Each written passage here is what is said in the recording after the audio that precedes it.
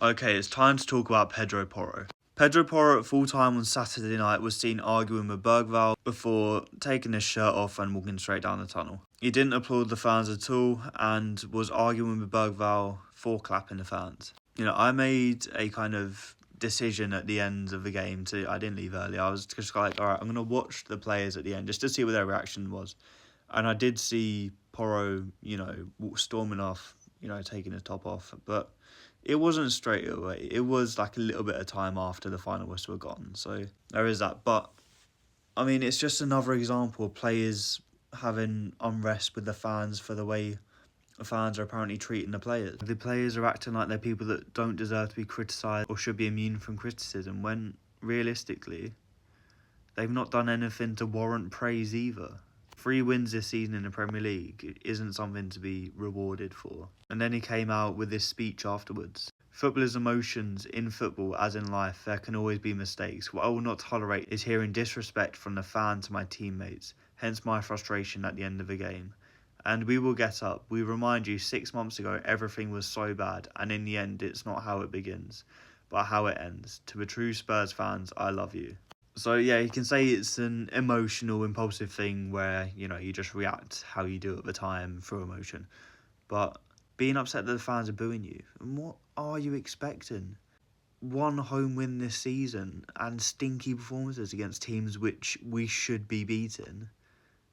It's not good enough. Fans have every right to boo as much as they have every right to show support. At the end of the game, if they won, they'll be clapping, cheering, whatever, music playing. But you lost. It was a bad performance. Therefore, you get boos. It's the way it works. It always has been like that. It's not something that's disrespectful to have a fan boo you. What was disrespectful was Vicario being booed in the first 10 minutes because of his mistake. That's disrespectful. I didn't do that. But booing the team as a whole at full time, half time, whatever, the fans, the paying fans, who are paying their salary and extortionate ticket prices, some of the most expensive in the league, for not the quality which you are paying for, they have every right to boo and show unhappiness at what they're seeing, because after all, this is the fans' club. It's not the players' club, because the player can happily get up and leave whenever he wants. A fan, this is a club for life. And then there's the whole 6 months ago, we were bad, but we won something, but then we're still bad. It's like, I already look back at the Europa League with, that paper over 1 crack. I was happy for that moment, and now back to it, and yeah, it's a moment, it's happy, it's past, now, back to, hating the football club. And then throwing to the true Spurs fans, I love you. Is having a dig at the fans booing, calling the true fans that did boo and not a true Spurs fan, when they're the ones there in stadium in person showing their disgust at what they've just watched, which they have every right to do so.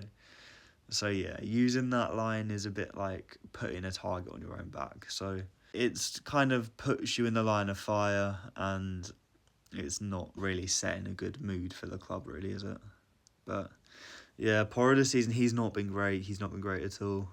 He did start off well, but these last few games, I don't know what's wrong with him. Maybe overplayed, but he's just looking a shadow of what we know he can be.